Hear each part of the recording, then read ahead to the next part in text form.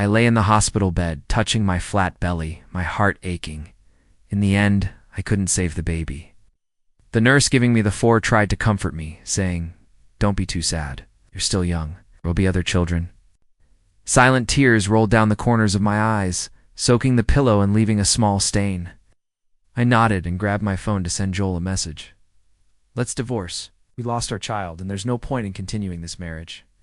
It seemed he was already on his phone because he replied quickly, "Lisa, are you trying to get my attention right now? I don't like you like this.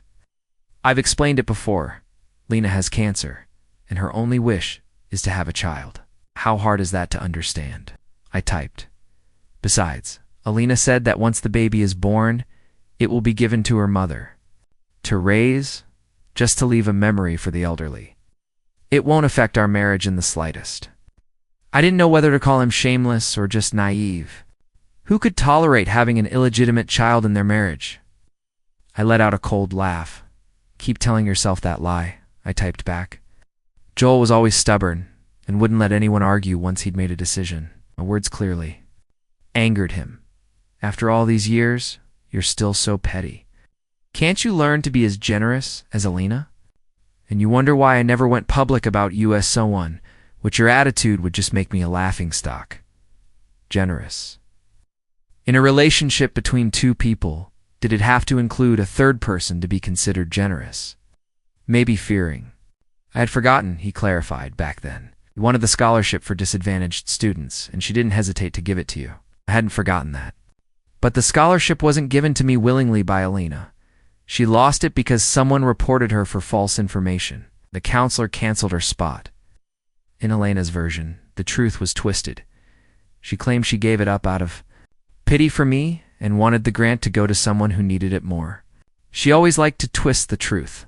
At the time, I didn't try to explain. It was about saving face for her. After I got together with Joel, I told him what happened. He just waved it off, uninterested. It's in the past. Doesn't matter. Then he moved on top of me, swallowing whatever else I wanted to say.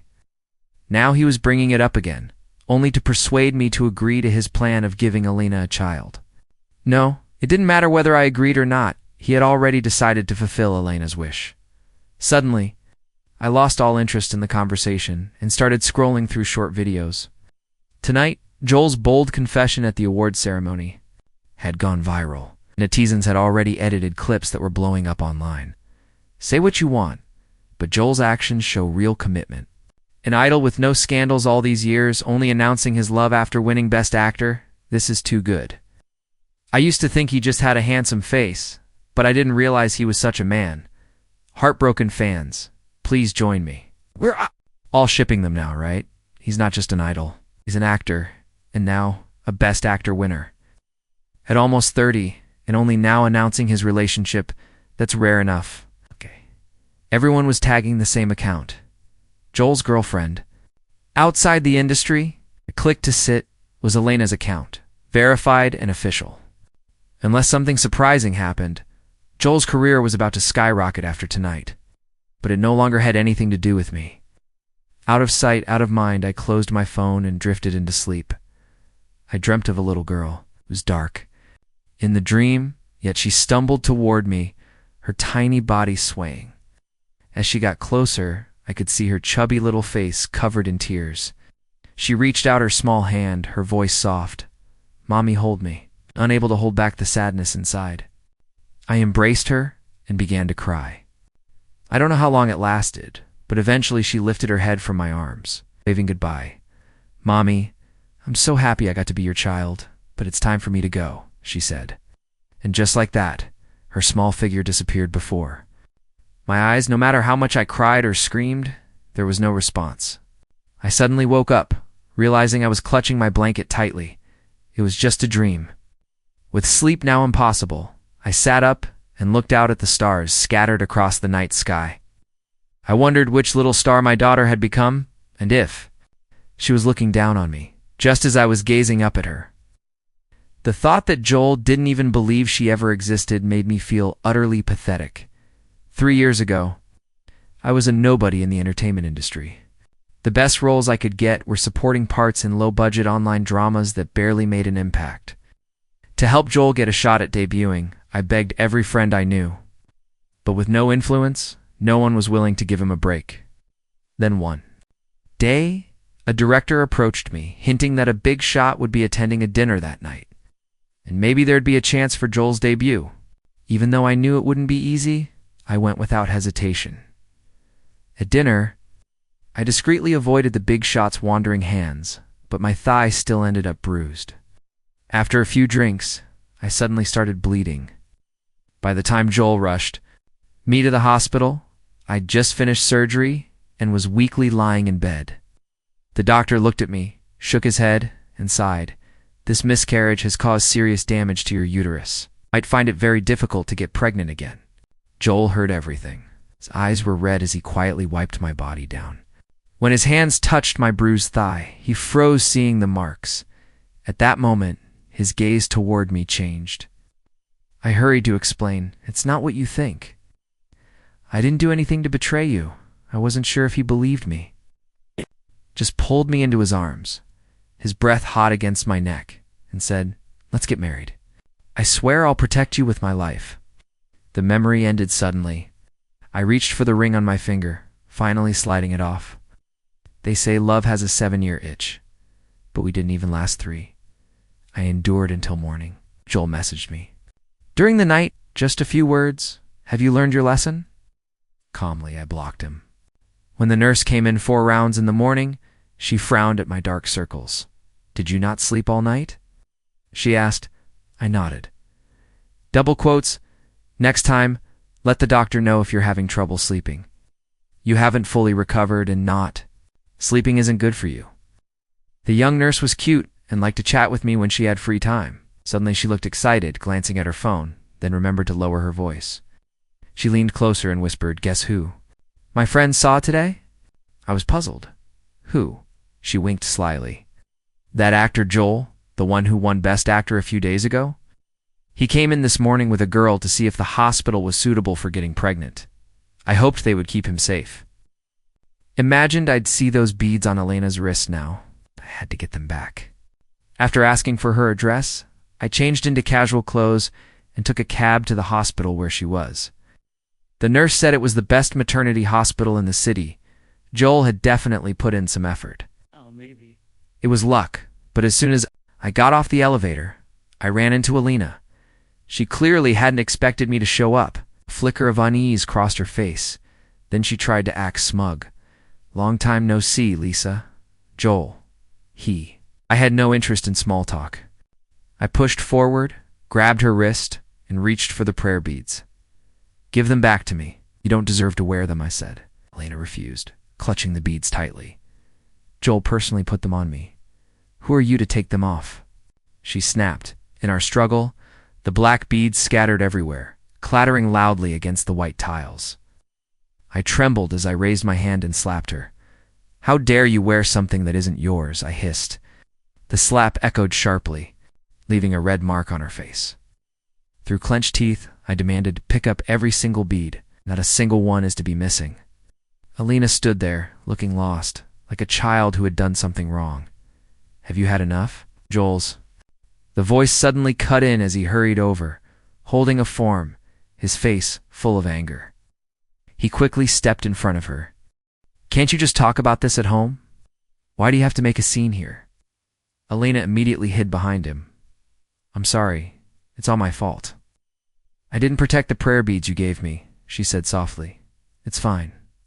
"They're just beads," Joel replied, but hearing that made my heart sink. He knew how much those beads meant to me. My eyes burned with fury. "Why did you give them to her?" I demanded, grabbing his collar. "Say something. Why did you give her the beads?" My shouting drew curious looks and whispers from people. Watching the scene unfold, Joel quickly pushed me away, hurriedly slipping on a mask. I lost my balance and fell to the ground among the scattered beads. It hurt so much.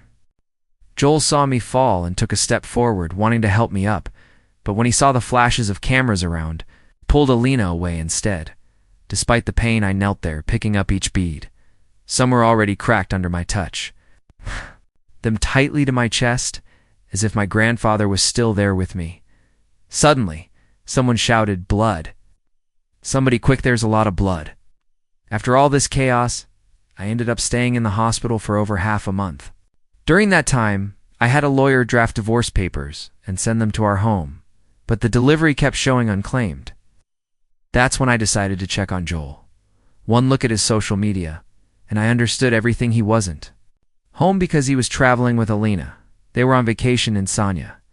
Joel posted that Alina was terminally ill and had little time left.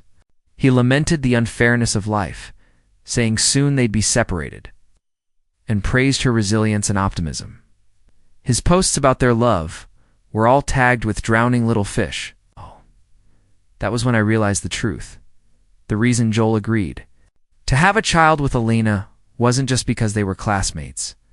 It was also because drowning little fish was his first fan besides me. She had been by his side the longest. They often chatted, and I'd thought it was just to keep in touch with fans. Now I saw they'd been flirting all along. Understanding all this took Joel off my blocked list. "Don't forget to find time during your vacation to come back and get a divorce." I sent him a message. Then, almost immediately, Joel called me, "Lisa, I've been holding back contacting you these past few days to give you time to think, and this is how you repay me." I was speechless. Seeing that, I stayed silent, and he seemed to take a step back. "Fine. Why am I arguing with my own woman? We'll be back tomorrow. Let's meet at home," he said before hanging up. Sometimes I really wondered if Joel had watched too many CEO dramas and thought his bossy attitude was attractive. Whatever, at least everything would be sorted out tomorrow. After packing my things, I went back home, only to find everything had changed. The plants I had carefully nurtured on the balcony were all withered. The soil cracked, clearly no one had watered them in a long time, in the bathroom attached to the bedroom. There was a contact lens case, probably Elena's. Cosmetics were scattered all over the dressing table. Obviously used by someone. Elena's way of challenging me was obvious, leaving traces to show she had already moved in. What's the point of competing with her? A marriage that was already falling apart wasn't something I wanted, but she had managed to disgust me. Seeing the wrinkled bed sheets, I decided I'd stay at a hotel instead. I got a room key and was waiting at the elevator when I heard a hesitant voice. "Is it Lisa?" I turned and saw a man who looked just as surprised as I was, Bruno, my high school deskmate. We used to be frenemies, always fighting before we became friends. In high school, I was often late, and with the strict rules enforced by the discipline head, I'd lose points every time. Latecomers weren't allowed through the main entrance, they had to jump the back fence. One day, in my rush, I jumped down without looking and landed right on top of Bruno. From then on, he was always hanging around me. But his grades were so poor that his family sent him abroad. We lost contact over time. He handed me a business card. "Bruno, producer. I've seen your work. You have a lot of potential. So why did you leave the industry?" he asked. We exchanged numbers, and I finally answered, "I got married. So." Bruno paused, lowering his gaze. "Oh, you're married," he said, recognizing his rudeness. Then he quickly added, "Congratulations." I'm not sure if it was just my imagination, but I thought I saw a flicker of disappointment and sadness on his face. Suddenly, his phone rang loudly. He looked at it, then back at me. "I've got to take care of something. Call me, no matter what it is. I'll help you," he said, before rushing off. After saying goodbye to Bruno, I went back to my room. As soon as I sank into the bathtub, Joel called again. I changed my flight. We just landed. "Come pick me up from the airport," he said. I refused flatly, replying, "Is it that hard to catch a cab?" His words caught him off guard. "It's rush hour. It's hard to get a ride," he said. "Then wait," I replied, hanging up and sinking back into the hot water. The next day at noon, I arrived at the house as planned. The table was already filled with steaming dishes. Linnea, hearing the noise, came out of the kitchen wearing an apron. "Lisa, you sure know when to arrive." "I made lots of food today," she said cheerfully. "Joel is still getting ready. Just sit on the couch for a bit." "Lunch will be ready soon," she added, acting as if she was the lady of the house. I was just a guest coming for a free meal. With nothing better to do, I picked up a spray bottle, filled it with water, and went to the balcony to water the plants. I figured I could at least save one. Hearing slippers, I looked up to see Joel coming down the stairs in his pajamas, shouting to the kitchen, "Alina, once the food is ready, you should leave. Lisa will be back soon, and she won't be happy if she sees you." His tone was like he was giving orders to a servant. Lena awkwardly pointed toward the balcony. "Lisa, she's been here for a while now," she said softly. "I'm sorry. I just wanted you to have a nice meal, so I made extra." "I didn't expect Lisa to come over," I explained. Seeing Joel frown, Alina quickly responded, taking off her apron and holding back a sob. "Lisa, there's still soup on the stove. Don't forget to bring it out later. I'll leave now. I don't want to interrupt your time together," she said pitifully, her voice full of grievance, as if I had bullied her. Joel clearly bought into it. Seeing I wasn't showing any particular anger, he waved her off casually. "Forget it. Since the food's ready, let's all eat together. Lisa's not someone who's petty," he added. Looking at me with guilt written all over his face, I crossed my arms, watching Joel with a mixture of disbelief and irritation. It was like watching a man from old stories commanding his wives. I took out the divorce papers from my bag and handed them to Joel. "I'm not staying for lunch. Just sign these so we can get this over with," I said. He took the papers without even glancing at them and ripped them up, tossing the pieces onto the floor. "Lisa, it's just a child. Is it really worth all this?" he asked. "The doctor said you can't have children anymore. If you want to be a mother, we can raise this child together," I replied. "Why can't you understand my intentions?" His words felt like needles stabbing my heart. Tears welled up as I looked at the torn papers on the floor, fragments of our broken marriage, impossible to piece back together. I clenched my fists, looked him in the eyes, and said, "The doctor said it's difficult to conceive again, not impossible." His eyes clouded with impatience. "Same difference." "The doctor was just being polite." "You're so naive," he snapped. Suddenly, I felt a desperate need to prove myself. I placed my hand on my stomach. "Believe it or not, there was a child here just half a month ago," I said. The air grew eerily quiet, and I could hear my own heartbeat pounding in my ears. A large hand suddenly covered my eyes as Joel looked at me with worry. "Honey, did you lose your mind? Come on, let me take you to the hospital right now," he urged, grabbing his car keys and trying to pull me toward the door. I yanked my arm free, my emotions spilling over.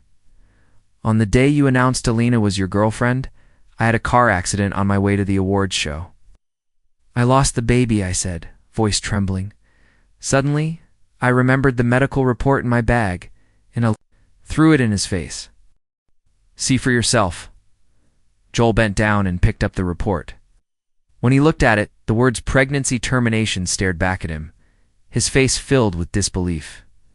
"Is this real?" he asked. We really had a child," I whispered, closing my eyes. My silence answered all his questions suddenly. Lena made a retching sound, an appropriate noise in the tense atmosphere. Both Joel and I turned to look at her. She had run to the kitchen and was vomiting bile, looking like someone in the early stages of pregnancy. A deep wave of pity washed over me. I'd thought Joel only cheated after his public announcement, but maybe it had started long before that. All this time, I'd been naive. Believing I was living happily in his fairy tale, I averted my gaze from Alina and forced a bitter smile. "Congratulations. Looks like you're going to be a father again, and it's only been a couple of weeks," I said with sarcasm. Joel caught the tone and hurriedly tried to explain. "No way. I never betrayed you. She must have eaten something bad." Alina rinsed her mouth with water and then returned to us, her hand on her belly. "Joel, do you remember? On my birthday we, she started but didn't finish, clearly implying something more.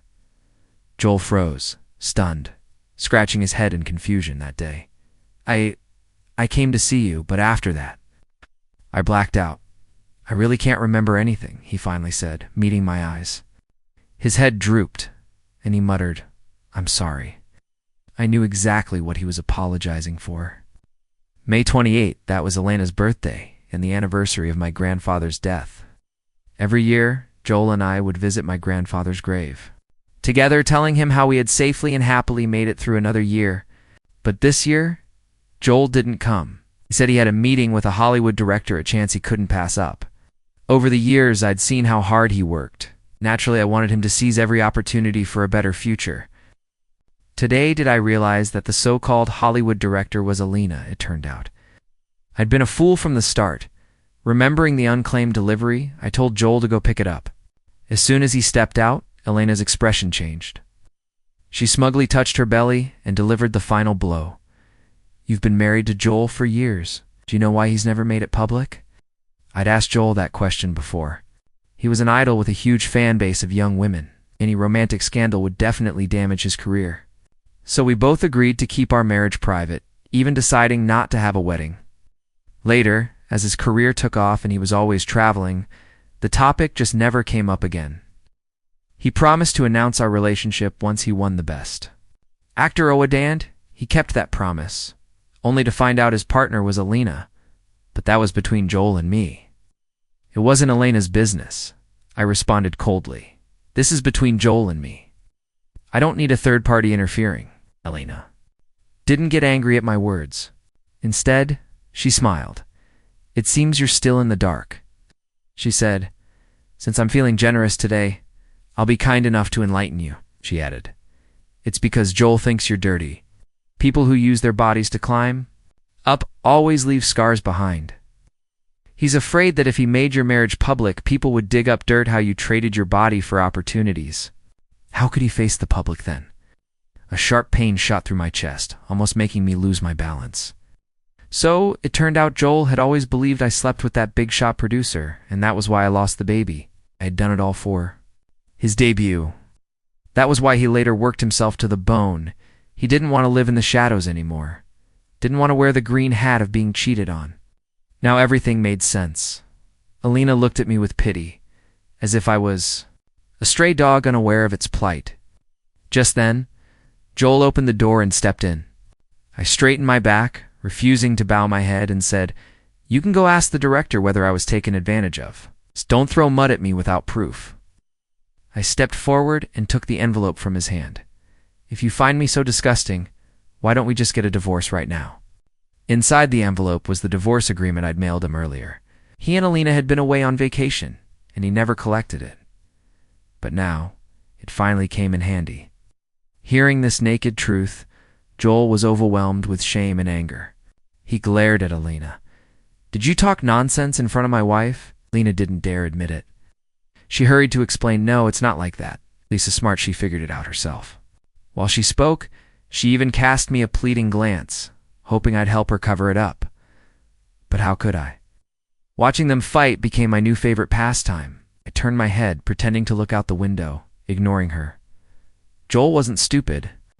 Either he could clearly see Elena's silent plea, and his rage naturally turned on her. He gathered his strength and slapped her hard. "If you can't cover up your mistakes, then don't talk nonsense. Careful, you might bite your own tongue." He snapped. Alina clutched her face, glaring at me with hatred. It had been over half a month since I decided to divorce. I didn't want to waste any more time. This had to end quickly. Thinking about my acting career, which I'd put on hold for the family, I decided to use Joel one last time. I sent all the prepared information to the paparazzi. This time I wanted to be on the front page. The paparazzi worked quickly. Just over 10 minutes, headlines like "Best Actor Secretly Married for Years," "Ike announced relationship with outsider" were trending. Wow, just because someone has no scandals doesn't mean they're innocent. Maybe they're just good at hiding. I just started shipping this couple and now it's a bad ending. With a homewrecker too, to the person above it's not a bad ending, it's just shameless. They could still be together for all we know, but I feel sorry for the original wife. I searched the original wife's name and realized I've seen her in a drama before. She only played small roles, but they were quite memorable. The paparazzi exaggerated everything. They turned me into the devoted wife who helped Joel build his success and was willing to stay at home to take care of the family. Mir looked at my still youthful face and was dissatisfied. How blind people are. I clearly still looked dazzling. As for Joel, whatever popularity he gained by announcing his relationship at the award ceremony was now turning into backlash. Soon enough, fan clubs across the country announced they were disbanding, with some even turning against him. Not dedicated, using a body double even for back shots. Being arrogant, not memorizing lines, relying on voice actors to fix it in post. Privately messaging fans the leaked conversations showed that Joel used his personal account multiple times to meet fans in secret, even hinting that they should give him expensive gifts.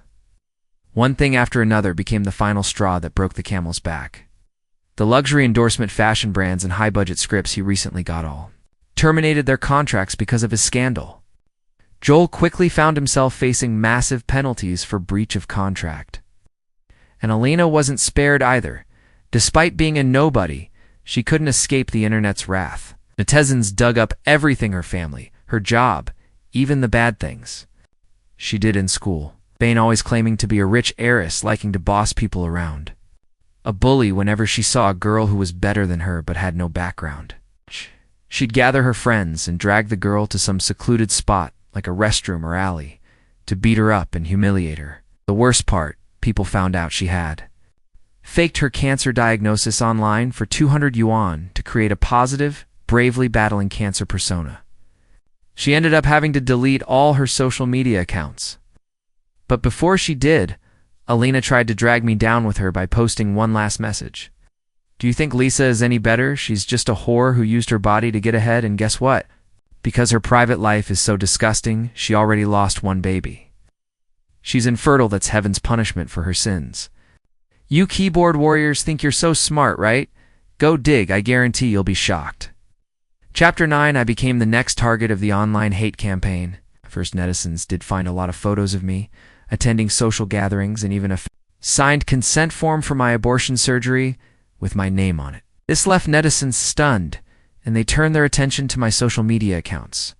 Guys, who else feels like they've been munching on drama for days only to find out everyone involved is trash?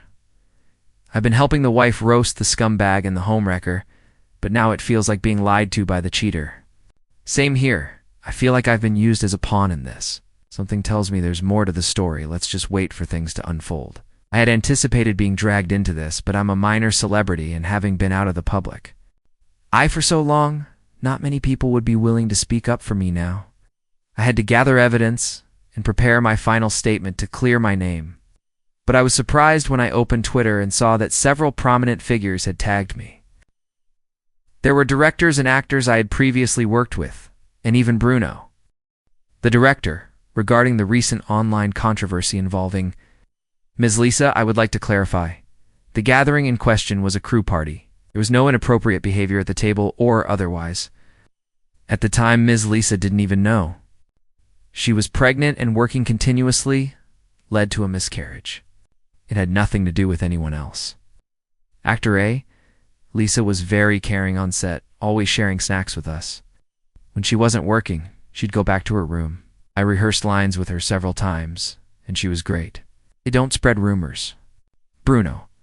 Ms. Lisa is an actress I greatly admire, hard-working, unafraid of challenges, and with excellent line delivery. Though her acting still has room for improvement, I hope to have the opportunity to work with her someday. The director and the other actors probably stepped forward to help clear my name because of pressure from higher-ups. After all, if I had to wash myself clean by telling the truth, it wouldn't look good for anyone involved. But I didn't think I had enough influence to do that myself. So I messaged Bruno. Thank you. I didn't expect you to speak up for me. His reply came quickly. I told you before, if you need anything, I'll always help. A warm feeling spread in my chest, but I still had to ask what had been bothering me. How did you convince the director and the others to speak up for me? Won't the higher-ups be in trouble? He didn't elaborate, only sending a short reply. Just remember to treat me to a meal next time. No problem, I responded. After replying to Bruno, I put down my phone and shared all the evidence I had gathered to clear my name. Finally, my reputation started to turn around. During this time, thanks to Joel's status as an award-winning actor, our divorce case stayed in the headlines, and I managed to land a few good scripts and shows. But then Joel disappeared. I decided to attend a popular live interview show hosted by a well-known interviewer. I always believed sincerity was the best weapon. During the interview, the host threw out the first question. Lisa, been out of the spotlight for years, and now you're making a comeback because of your divorce. What are your thoughts on that? I facing the camera, I honestly replied. At first, I resisted putting my personal life out there for everyone to judge. But you can't live in the past forever. You have to move forward. For some, it's through their own efforts. For me, it was through a divorce. That's all there is to it. Hearing my response, the host leaned in closer. Netizens are saying you're an ambitious woman, and that's why Joel cheated on you. What do you think about that? I mentally sighed, what a question, but I kept smiling. I've always believed there's nothing wrong with a woman having ambition. Men need to fight for their careers, and women do too. As for cheating, that's a personal choice. I don't think people should blame me for Joel's decisions. That's unfair. The audience erupted in applause, and I found myself settling into the flow. The last question. If you could do it all over again, would you still choose to marry Joel? I thought for a moment and answered confidently, yes, because I can't see into the future. And I can't deny what we had just because I know more now. All I know is that 3 years ago, Joel truly loved Lisa, and 3 years ago, Lisa truly loved Joel, and that's enough. When the interview was over, AI Ching looked at me, now full of energy, and smiled. I thought I'd see a bitter woman full of complaints, but I underestimated you, Lisa. I'm sorry. Laughter and applause. I became friends with the host. Just after I got my phone back, I saw a message from Joel. I watched the show. I agree to the divorce. Let's meet at the Civil Affairs Bureau at 10 a.m. tomorrow. I was about to reply when he sent another message. Agreeing to the divorce doesn't mean I don't love you. On the contrary, Joel still loves Lisa even. Now, but I can't keep dragging you down. I understood what he meant, the sky-high penalties. Even if we pooled everything we'd saved over the years, we wouldn't be able to pay it off. After the divorce, I enrolled in acting classes too. Improve my skills. One day, just as I was about to leave for class, I received a letter. To be precise, it was a suicide note to my beloved Lisa. This is the last time I'll call you that. After the online harassment, I hated you. I even felt happy when the internet was digging up dirt on why I thought you would finally fall into the same mess I was in, and we could stay hidden in the darkness struggling together. But then I realized you didn't have any real dirt. You were still so perfect. Meanwhile, I lost myself in the dazzling colors of this corrupt world. I read every hateful comment about me online. That's when I finally understood how wrong I'd been all along. No wife would ever want her husband to have a child with another woman. Oh, and by the way, Elena's baby wasn't mine. I don't know whose it was, but I overheard her on the phone threatening another man, saying she'd expose him as the father if he didn't give her money, ruining his reputation. I couldn't stand her destroying our once happy home, so I strangled her with my own hands. Her body is hidden in an abandoned factory on the outskirts of town. In my life, I've experienced both lows and highs. I know I'm far from being a good person, but the brightest moment of my life was having you as my light. Farewell, my love. I'm going to make amends with our 2 children. May you have a life filled with peace and health. The note was signed. As Joel's final words, after I reported everything to the police, I received a message from Bruno. I have a role that's perfect for you. Interested in giving it a shot? Of course, all I want is a fair chance, I replied.